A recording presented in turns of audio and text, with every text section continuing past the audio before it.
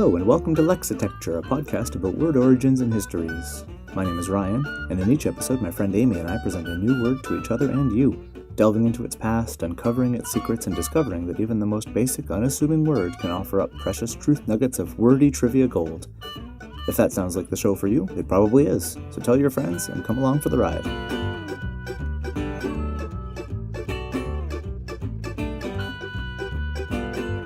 Today's episode, Old Dog. So my word is absolutely an exercise in something being more about the journey than the destination. Because love it already. What I have is the word dog.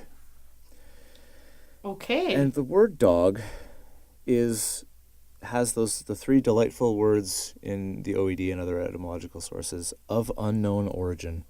Hooray! My favorite. But this word is sort of profoundly unknown. And a lot of it doesn't make sense. My theory, my completely baseless and just out of the amateur recesses of my mind cavity, is that this might be one of the, probably the most popular and most widespread gifts of the English language to other languages for once. There's that meme. That is interesting. There's that meme kicking around that English is the language that hangs out in back alleys and mugs other languages for their spare grammar and vocabulary. But this is an example of English being sort of generous for once. So there's a lot of odd things about it. I mean, ultimately, spoiler alert, we just don't know where it comes from. There's a couple of theories that talk about it might have come from a diminutive form that someone just used and it became super popular. And it might have been linked to... There's one theory that talks about it maybe linked to a name, like a proper name. Okay. Which doesn't make a whole lot of sense because it seems too early because, like, people's family names, certainly family names, didn't come around until long after this word had kind of started to get rolling. Yeah. So it's very murky what happened to it. Oddly enough, it belongs to a set of similar words that all have that hard G ending on the end of them. And they're a bunch of words that are from Old English, but that nobody really knows where they came from. So frog, hog, pig, and stag are also completely of unknown origin. But super common, super popular, and long-lasting, long-lived English words. But nobody knows where they come from. So there's something about that hard G ending that is hinting at this family of words that nobody's been able to really trace and nail down so far. That's very cool. It is, yeah, it's really interesting. It's just this absolute mystery, puzzle, story, enigma. But from dog, from Britain, the word went out through the rest of Europe and to all of the languages that English usually steals stuff from and adopts. So German, Dutch, Danish, Swedish, French, Portuguese, Italian. They all have words based on the word dog and usually very similar. Like most of them are maybe D-O-G-G-E or D-O-G-U-E in sort of the French and Romance languages as appropriate. But all from the English word because they're all later by varying centuries and decades from when the English started using that word very commonly. And it often seems to be referring to a specific kind of dog, a type of mastiff or some other dog that comes from Britain, that would have been imported from Britain. So that makes sense. The earliest use in the OED of the just generic a dog, a four-legged animal related to the wolf, Canis familiaris or whatever it is sort of, it was already being used by 1225. So the early part of the 13th century, it's being used in England in writing.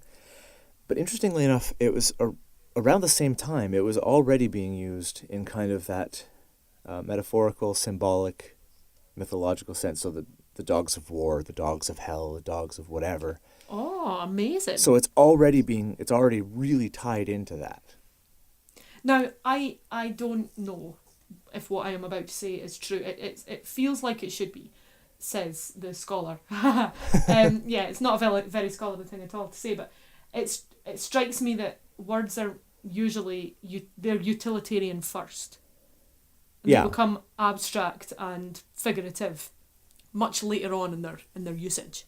it definitely So seems to be it's that way. very, very interesting that I mean, of course the first written usage doesn't necessarily bear any great relationship to when the word was first being used, but I find that really, really interesting, that the first time it's being used to mean four-legged canine, it's also being used in this very elaborate figurative sense. That's Yeah, great. it's pretty fantastic. And of course, there's the idea that dogs and humans almost co-evolved as far as the domestication happening really early and domestication of dogs, Beautiful. of wolves, allowing for things like agriculture and homesteading and stuff. But so I mean, I get that 1225 is pretty late in the relationship between humans and dogs, but it is really interesting that it has those two first meanings as it's already being used. Yeah. And it's less than a century later that it was being used as an insult. So there's that. There's Because that language is always mean. yeah, there's that reliable standby of English where they invent a thing and then they use that thing to make other people feel bad about themselves. But it's early 1300s.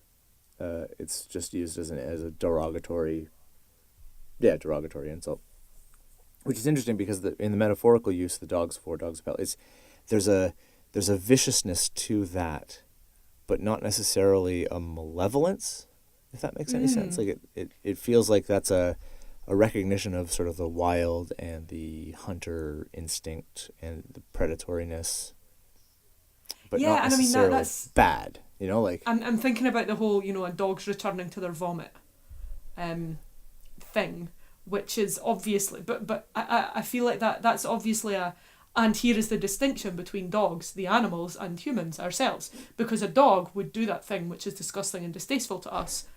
However, even by saying you doing this thing is similar to a dog returning to its vomit, you're not saying, and thus you are the same as the dog. yeah. It's saying thus your behaviour is distasteful. Mm-hmm. Which is very different to just saying you're a dog. It's yeah. Yeah, exactly. That's fun. Yeah, and then so that's sort of the 1300s. Late 1500s, Shakespeare gets the first usage of it being attributed to a person without that negative connotation necessarily. Kind of a playful reproach or just a jocular way of calling someone a dog. So in Richard II, 1597, it says, "And how comest thou hither, where no man ne'er comes, but that sad dog that brings me food?" So that idea that it's like, it's usually with an adjective. So that example, it is a little bit negative with sad dog, but usually with an adjective. If it's not with an adjective, if it's all by itself, it's usually kind of someone rakish and roguish. Sure. Your Aragorns of the world. Now maybe that'll be the first Dear Idiot segment with someone talking to me how rakish doesn't apply to Aragorn. Bring it. Yeah, I was about to say I don't know how I feel about rakish. Roguish. Roguish is an interesting one too, because I know what you mean, because he doesn't seem to sort of fit into the societal rules, so that makes him a bit of a rogue. But I don't think there's that sense of him kind of consciously and deliberately, sort of cheekily doing that. Yeah. But anyway. More of a Han Solo. You know what? I could talk about Aragorn all day. We'll change it doesn't it to matter Solo, if you want to misapply adjectives to him. If it gives any excuse to talk about how great Aragorn is, then that's cool. Yeah. What was his? I'm down with that. What was his pseudonym? Raider, isn't it? Oh, no, I'm making that up. No. Now we're gonna get tweets. Yeah. Oh, jeez. Well, feel free, because someone let me know, because I'm not likely to think of it by then. What's interesting is that the word dog sort of forced out of use another Old English word, which by all rights should have won, because it has a much stronger pedigree, pardon the pun. Nice. Right? So the English word hund, so hound. Okay. Yeah. And so that has this really clear, strong, Germanic, Indo-European relationship with all these other. So you think of, Germany, the Dachshund dog and Hunds in general, hounds and stuff. So that one should have beaten dog. by all accounts, because it was so prevalent and popular, right? Like it's all over the place. And it's directly related to a Proto-Indo-European root, which is Kwan. Kwon is the transliteration of it, which just means a dog. So it's where the hound comes from. It's also where we get the word like canine. Okay. And so the Latin canis for dog, the word kennel for a place to house Right. dogs. The word corgi, so Queen Elizabeth's favorite dog, is actually just a Welsh compound, which means dwarf dog. Which That's is neat. beautiful. Yeah, so that last, the gi in corgi is dog, and that relates to the Pi root, Kwan. And another one I found, and at this point, it's all just this bag of mystery, so I just started going on these weird cognate tangents, which were super fun. Canicular is another word that's related to that Pi root Kwan. Canicular. I've never heard this word before. It's very pleasing to say. It is very pleasing to say. It's even more pleasing to think about Canicular. because it's related to the dog days of summer, if you've ever heard that expression. Yes. And so the canicular days were the days in ancient Rome where the dog star was at a particularly relevant point in the sky, usually in mid to late August. And so those were the dog days of summer because they were the canicular days where the most prevalent star astrologically and astronomically was Sirius, which is the dog star. Canicular. That's amazing. Yeah. I have always had a profound misunderstanding of the phrase "the dog days" Yeah, me too. because I thought that the dog days were like the dog days are over. I thought that phrase meant that the sort of the miserable drudgery of something that you don't enjoy but has to be done has finished. Yeah. And then I remember reading something or other about how the dog days refer to days when it's very warm. Mm-hmm. Where it's the weather is what makes the dog days. And then, of course, when we lived in Korea, in Korea, dog is traditionally eaten on a very, very hot, at the very hot time of the year. Yeah. And I remember wondering if, in some bizarre etymological hurricane, the eating dog contributed to the dog days being the hot days, and I think that's entirely, I would say folk etymologized, but what I really mean is made up by me. But it's interesting that all of those things should kind of shuffle themselves into line without actually being related to each other at all. That's great. Yeah, so the dog days of summer were just the days of August, where it does tend to be swelteringly hot and miserable and not really wanting to do anything until the day is over. Not in Scotland, but hey. No, I remember having to buy a hoodie when we went to Scotland in August for our anniversary. I foolishly didn't pack winter clothing for my trip to Edinburgh in August for the Fringe. I learned my lesson, and now I have a prominent St. Andrew's Cross-based hoodie that I love. It's super comfy, but reminds me Every to good never take tourist should advantage. buy, Yeah. yeah. The other use of canicular is actually even grander, much grander than that, because it was the means by which a lot of early Egyptologists figured out the chronology of stuff recorded by ancient Egyptians. Oh my God, tell me everything. Yeah. So the dog star was really important in ancient Egyptian society. But they didn't have, so an Egyptian civil year was 365 days dead. It was just 365 days even.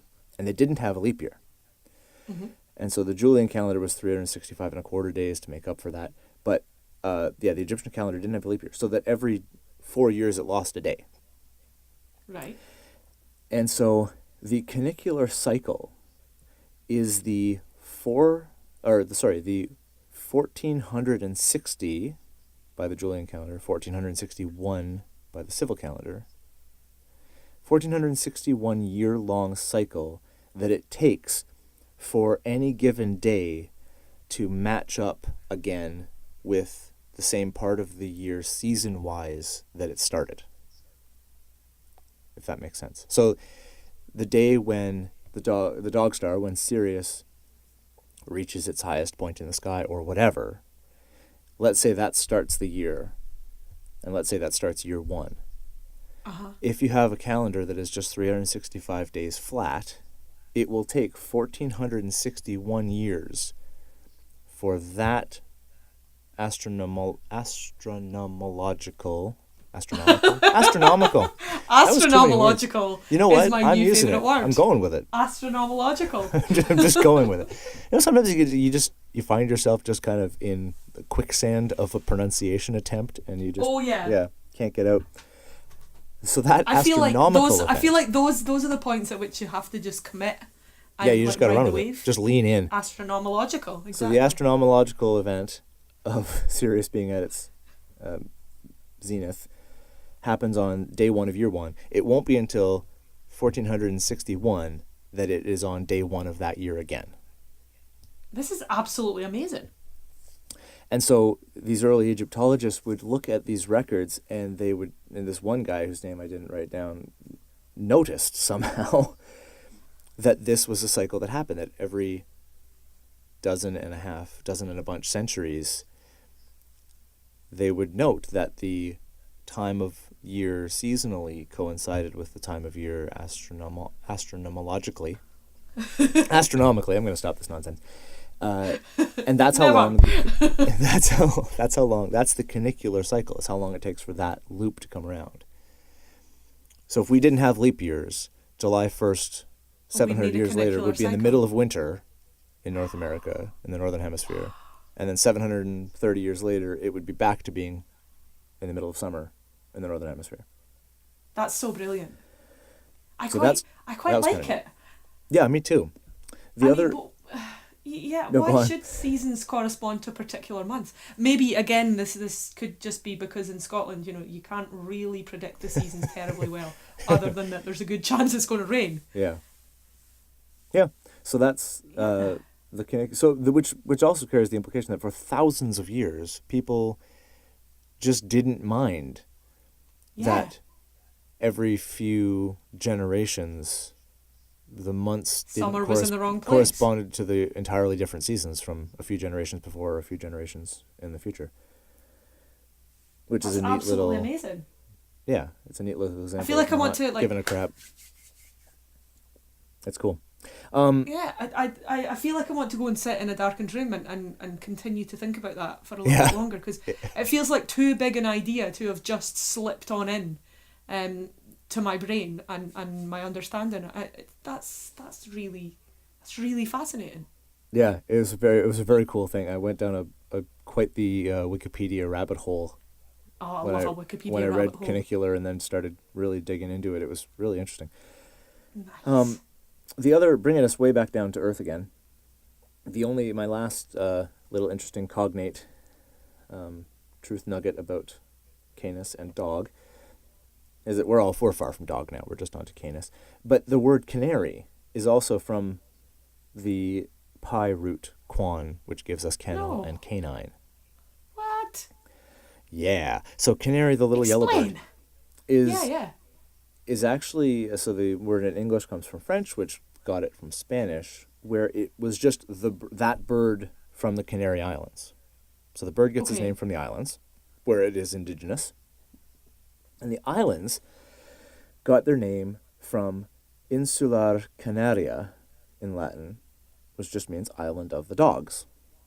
And according to Pliny, it's named that, quote, from its multitude of dogs of a huge size, end quote. Wowzers. And of course that then leads us to French chien, I would suppose.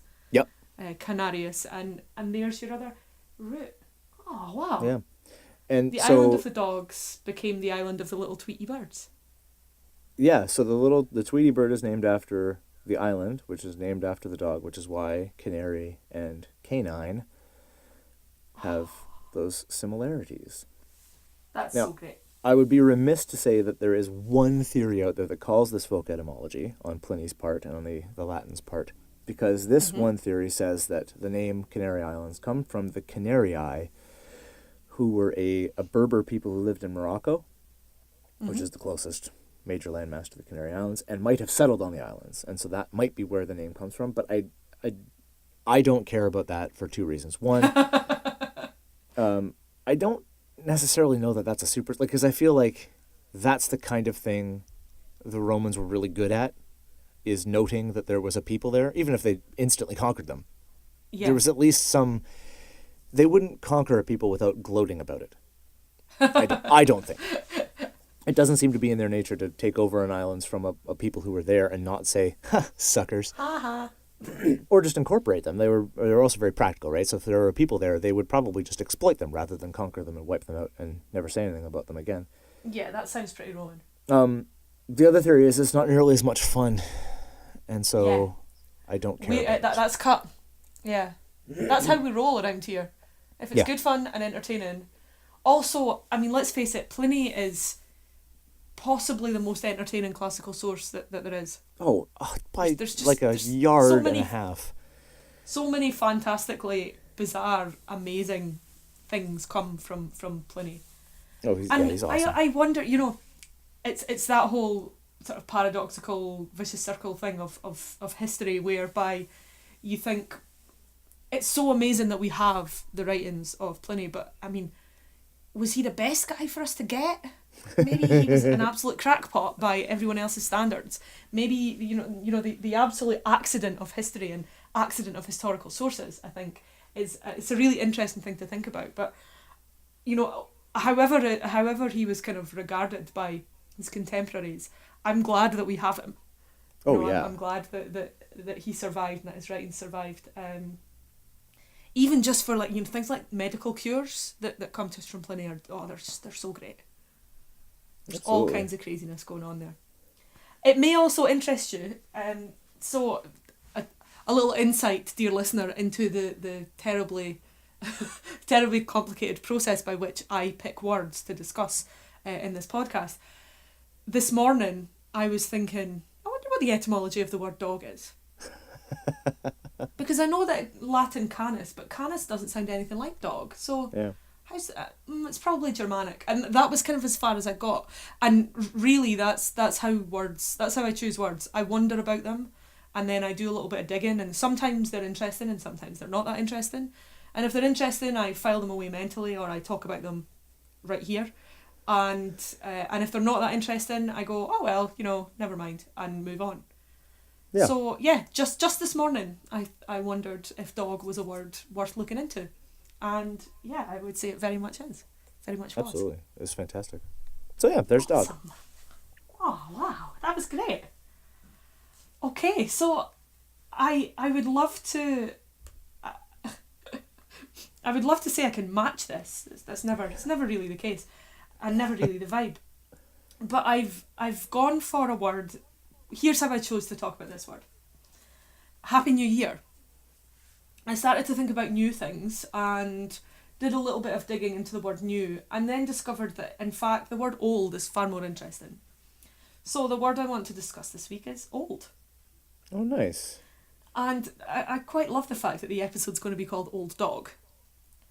Because there's something really... I saw a guy walking his dog yesterday. I was out in my car and I was sitting at a traffic light and a guy was going past with an old dog. And you could tell he was an old dog because he had, it's a black lab. He was getting kind of white around the muzzle. But also he walked painstakingly in that way that old dogs do. Oh, just that old dog trudge. Yeah, just trudge. That's exactly the word I'm after. And, that sort of sense of, I don't even know if physically I want to be doing this thing, but you have, I'm a dog and I have to be walked. And you're my owner and you have to walk me, and that's how it goes. Even if you don't want to be doing this and I don't want to be doing this, dogs are walked. The end. Yeah. And so there's something, I don't know, there's something very pleasing about that setup. So whenever I see an old dog who looks like he's going out for that walk, even if he doesn't want to. Anyway, old. So I would say, There's a delightful that warm up to this. I like that. I would say that my mental state right now is beautifully captured by a meme that I saw on Facebook this morning, which it had two little stick figures. The one on the left was wearing a Santa hat, and the meme runs something like, December 1st to 25th, Santa hat, festive, and then December 26th to 30th, full of cheese, confused, doesn't know what day it is. And right now, I am in that full of cheese, confused, doesn't know what day it is sort of state. So, I'm not going to apologise for that because 'tis the season, but... Oh, yeah. Yeah. Who knows what I'm going to talk about, Ryan? Not me. Just by way of explanation, anyway. Just by way of explanation. So, old. One of the first things that I found particularly interesting about old was when I OED Googled it. Mm-hmm. OED Googled. Yeah, you know what I mean. Yeah. There were 5 entries for old. So there is old noun 1, there is old noun 2, there is old adjective, there is old verb, and there is old adverb. And frankly, it just hadn't occurred to me that the word had such breadth. As far as I was concerned, it was an adjective, meaning not young. Yeah. So I thought that was kind of an interesting place to start. So noun 1, old. The first definition given here is an old person. Now rare is what OED says about it, but we're talking very, very, very old in terms of where did this word come from and how long have people been using it. So early Old English, we have King Alfred talking about within Eldan, meaning the old. Oh, okay. Yeah. That then comes through to Old English, later Old English. All of the Eelde and Eilda, and eventually we get about 1330, we have the king beheld that old. And so old was simply an old person. And I quite like this. This is this is an interesting one. So we have in 1450, wonderful quotation. This old hath overthrown me and slain me with her axe. Oh. Nothing like an old with an axe to shake up your day. Absolutely. Jeez, that's awesome. Yeah, I mean, not for that person, but... Right up until 1942, we have, well, my old, you must think I'm a fine Pascudnik indeed. This is from the New Yorker. So, my old, or the old, this old. I quite like this. It's one of these, as is often the case, I quite like when rare usages and obsolete usages, to kind of tuck them into my linguistic toolkit and use them occasionally, even if no one else knows what the hell I'm talking about. I can enjoy the fact that this it's like taking out a rare stone or a possession and looking at it, even if nobody else appreciates it. I may well think of someone as the old, and then we get B, sense B, with plural concord. So OED says in later use frequently with the old people as a class and frequently contrasted as young. And this is also a usage that's coming to us in early Old English and Old English, talking about the old. Right, yeah, okay. The people, all of those people who are old, young and old, both bairn and man, from 1400. So, yeah, this was interesting to me, the fact that there are so many different usages of this. So we then get into noun 2, the obsolete usage of age, the duration of life or existed. And this is thought to be a circa 1200 quotation, which says, this middle erdis ald is al, o sex dalis delid. Excuse my pronunciation of Old English, Middle English. I don't know how much anyone really knows how Old English is pronounced, but I'm generally pretty sure I'm not doing it much justice. And then we also have the second meaning in this context of an age of the world. So already old has a bit more juice in it than I was expecting to find when I decided to squeeze it. Yeah. And then we have old adjective, which, as I said, I thought that was the meaning of the word. So yeah, I thought that was the only one. More fool me. And this is also early Old English all the way through the centuries. Lots and lots of written usage and things being described as old for as long as English has really kind of been English. We have old, the intransitive verb to grow old or to deteriorate through age, and also in the past participle, grown old. So, too old. The pretender looks sensibly olded since I was last here from 1741. Oh, I like olded as a past tense. Yeah, and interestingly, although it's now rare or indeed even obsolete, there's a citation from 1999 from the Independent, saying the idea that we will grow old as a generation of stussy-wearing entertainment literate techno-heads with a spliff for a pipe is indeed a palatable one, not so much loaded as olded. So, again, these sort of twinkles of usage that are entirely correct. I'm sure someone would look at that and say that's not a word. It is a word, it's just a familiar word being used in a way that is unfamiliar to us. Not unfamiliar because it's new or incorrect, unfamiliar because we've chosen to stop using that particular chosen to stop using that word in that particular way. So it's very interesting. So That's to very look cool. at the etymology, we have Old English ald, A-L-D, that's an Anglian root, or we have eald, E-A-L-D, West Saxon, meaning aged, antique, primeval, elder, or experienced. Now this is from Proto-Germanic altaz, that's spelled here A-L-T-H-A-Z, which is a grown-up or an adult. Okay. From Pi root al, just A-L. Hmm. Now the Old Norse there and the Germanic sense coming from the Pi root al, the usual Pi root here on Etym Online they said is sen, S-E-N, as in senior. Now I find this really, really interesting. Etym Online goes on to say a few Indo-European languages distinguish words for old versus young from words for old versus new. And some languages have separate words for aged persons as opposed to old things. So, we have, for example, in Latin, if you wanted to talk about an old person or an old living thing, then the word was senex. But if you wanted to talk about an old object or a piece of furniture or whatever else, then vetus, the word would be used, which literally means having many years.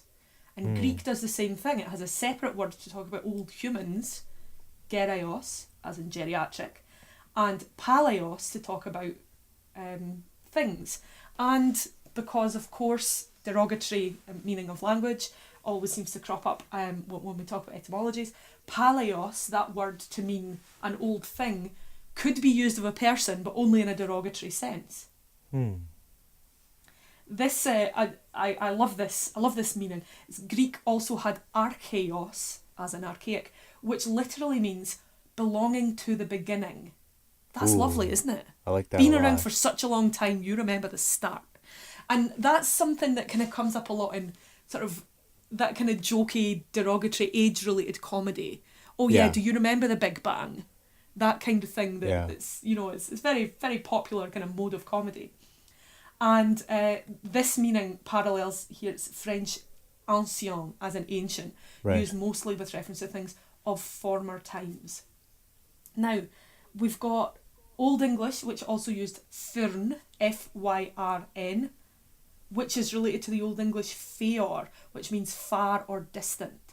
So fyrn meant ancient, and feor meant far. In the far distant past. Far in years, or distant in years, yeah. And then in Old Norse, forn, old, or of former times. Old High German, fyrni, old or experienced. And it's also noted here that the original Old English vowel is preserved in Scots auld, A-U-L-D, as in Auld Lang Syne. Oh, okay. And that Nice. That vowel is preserved in the word alderman, which is not a super common used word, but yeah, it didn't occur to me until researching old that alderman was referring to an older man, as in a senior person. That is interesting. So, I like yeah, the original comparative and superlative of elder and eldest are retained in particular uses. So, old seems pretty standard. Old as in lots of years. But when you start to look at who is old versus what is old, things get a little bit more interesting. And I like this a lot. That's cool. Is there... We also have... So on you go, yeah, sure. Well, just I'm still thinking about the old person versus old thing, and the old thing being pallius, whatever it was that you... I don't remember the exact word, but it's something... P-A-L-A-I-O-S. Palaios. Pallius. Is that, does that have anything to do with the idea, the palliative care is what I'm thinking of? I have no if there's any idea, connection but is a very interesting idea. Which would be interesting just because obviously palliative care is... Frantically Googles and pretends she can do two things at once. It's like that. It just sort of strikes me as... at the same time, I hope that there is, because I like finding these connections, and I hope that there isn't, because there's a weirdness there if that root referred to things being old rather than people, whereas palliative care is obviously done for old people and not old chairs. Here is what Wikipedia has to say about palliative care. Palliative care is a term derived from Latin palliare, P-A-L-L-I-A-R-E, which means to cloak. That's rather beautiful. Yeah. Quite odd. I think, I mean, for me, that brings with it the sense of, because dying is not something that people should look at, we should put a cloak over it, which I don't really agree with. Yeah. In fact, I don't agree with it in any sense. I think, you know, death is sometimes... the reason that I'm a little bit uncomfortable about this is because I hate that notion of, shh, don't talk about it. It's not to be brought into the centre and brought into conversation. I don't think that's a good idea at all. But yeah, so palliative... I wonder if it connects to like the idea of cloak it, to turn it... a pall over something, or pallbearers, or, you know, like that. There's another interesting word to take a look at. Yeah. Sorry, that's very cool. No, not at all. I do love a little diversion. That's fab.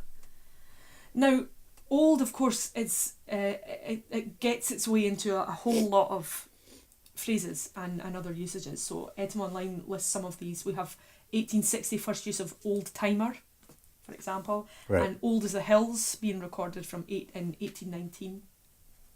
The good old days or old times. You know, that there are tons and tons of ways that we kind of use this. Yeah. And an interesting one, old lady, as in a wife or a mother, is attested from 1775.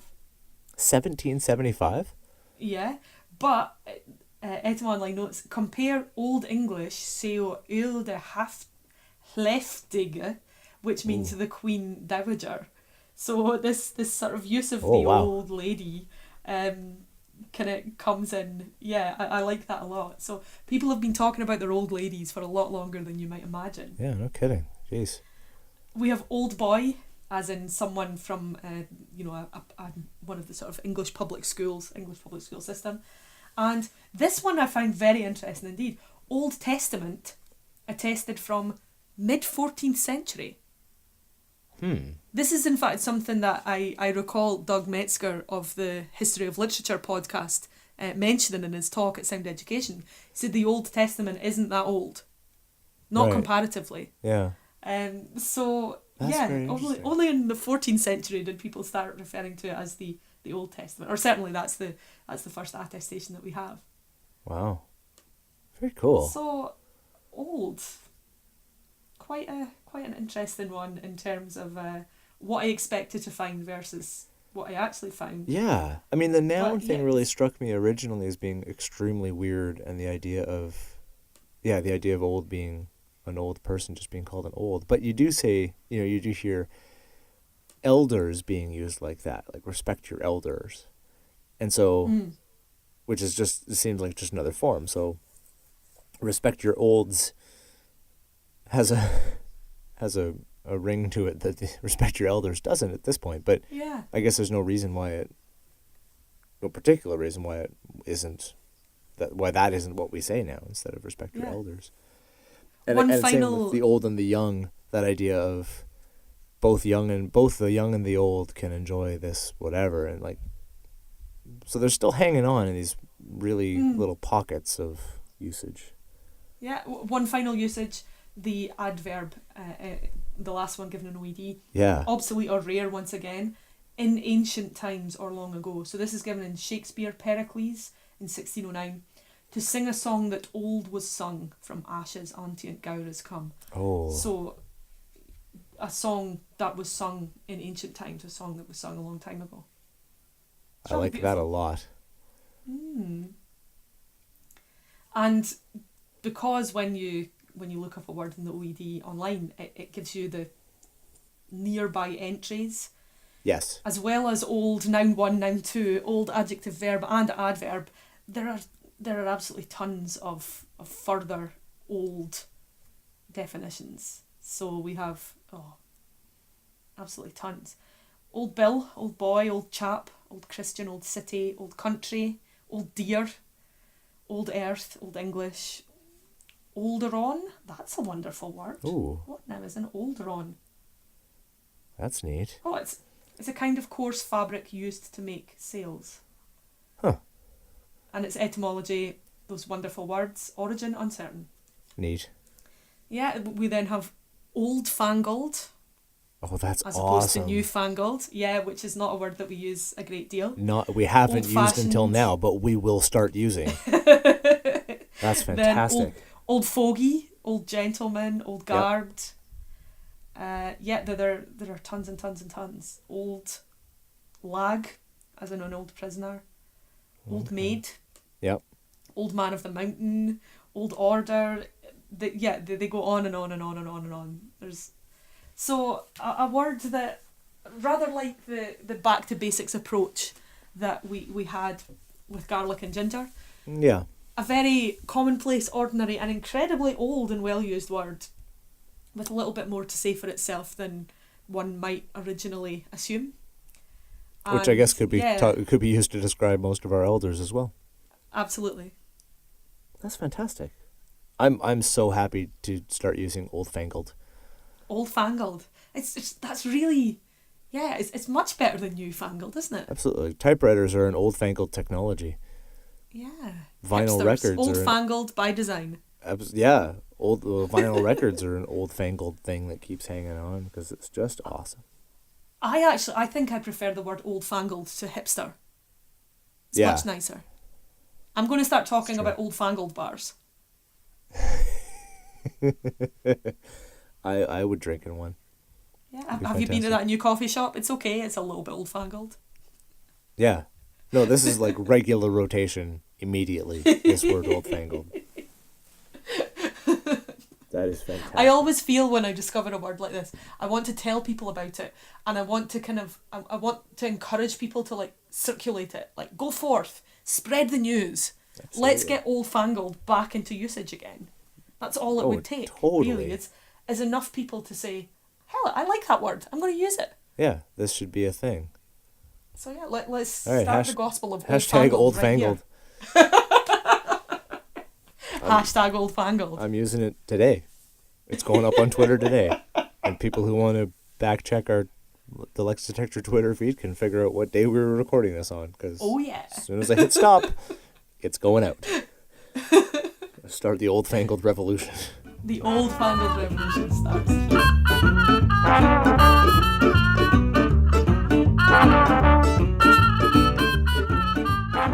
That's it for another episode of Lexitecture. If you like what you've heard, please spread the words. Follow us on Twitter and Facebook by searching Lexitecture, Lexitecture, and find us on our website at lexitecture.com. We also love hearing from you, so if you've got a word you'd like us to look into, a tasty bit of trivia to share, or anything else you'd like to tell us, drop us a line at words@lexitecture.com. Talk to you next time. Bye.